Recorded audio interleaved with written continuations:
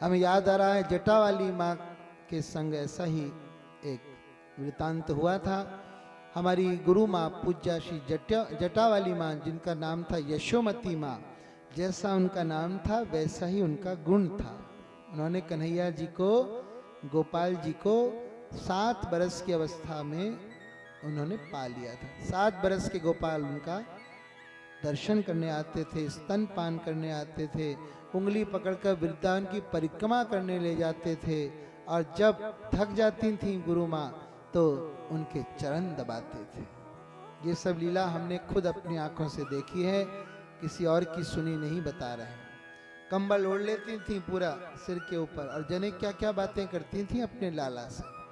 एक बार तो हमने कैमरा छुपा के लगा दिया कि देखें तो सही कन्हैया आते कैसे, तो कपड़े के अंदर छुपाकर कैमरा लगा दिया। तो उस कैमरे में 20 मिनट की जटा वाली माँ की अवस्था कैद हुई है। वो हमने वीडियो आज तक किसी को नहीं दिखाया, तो कभी मौका लगे तो उसको देखना।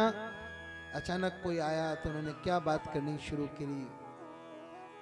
ब्रह्मा जी आते थे उनके पास, वो कहती थी ब्रह्मा जी हंस पर चढ़कर आते हैं और कहते हैं कि तुम्हारी धाम में सीट खाली पड़ी है, तुम्हारा सिंहासन खाली पड़ा है, वहां लौट जाओ।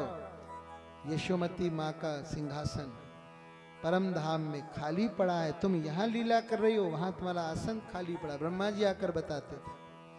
अब वृंदावन में वो अपनी कुटिया में चारपाई डालकर बैठ जाती थी, तो अलग अलग लोकों से देवी देवता पालकी में वृंदावन आते हुए उन्हें दृष्टिगोचर होते थे। ऐसी मां। तो एक दिन हमने उनको वो पद सुनाया जो कि हम गा चुके हैं। माँ आछे नारामी आछी भावना किया राछे आमाई पड़ी मानिए छेन अमर भार। यानी मैं हूं और मेरी माँ है, अब मुझे किस बात की चिंता करनी है, मैं तो माँ के हाथ का खाता पीता हूं। माँ ने मेरा सारा भार ग्रहण कर लिया है।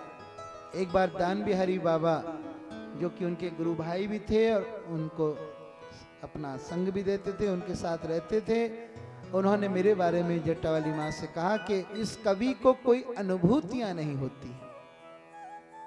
जैसे कि हमारे यहाँ पर कल्पना नाम है पप्पी का, वो कह रही थी कि हमें अनुभूतियां नहीं होती। तो ऐसे ही बाबा ने हमारे लिए कहा कि माँ इस कवि को अनुभूतियां नहीं होती हैं। तो उन्होंने मुझसे पूछा तुम्हें अनुभूति नहीं होती? मैंने कहा नहीं माँ, नहीं होती कुछ, बस केवल नाम जप करने का प्रयास करता हूँ। तो उन्होंने कहा अरे तुमने मुझसे क्यों नहीं कहा? चलो ठीक है, तुम जो मेरी सेवा कर रहे हो उसके बाद तुम्हें अनुभूतियां शुरू हो जाएंगी, और इतनी अनुभूतियां होंगी कि तब तुम रोकना चाहोगे लेकिन वो रुकेंगी नहीं, और तुम्हारा जितना भी अभाव है वो सब मैं पूर्ण करूंगी। कितना बड़ा आश्वासन, कितनी बड़ी अभयवाणी कि जो भी तुम्हें कसर बाकी रह गई है संत बनने में वो मैं पूरा करूंगी। यानी फिर उसके बाद तो हम केवल उनके भरोसे बैठ गए। हमारी वृंदावन कुटिया में हमने उनकी पादुकाएं स्थापित कर रखी हैं। उन्हीं के पादुकाओं का जल उतार कर यानी चरणामृत कर कर हमने पीना शुरू किया। तभी हमारी दिमागी बीमारी जो हर साल 1.5 साल में हो जाती थी वो खत्म हो गई। अरे वो चरणामृत में बड़ी महिमा होती है। चरणामृत का अगर आप महिमा देखें YouTube आदि पर, बहुत अपार महिमा है चरणामृत की। कोई भी ऐसा रोग नहीं है जो गुरु चरणामृत से दूर ना हो जाए।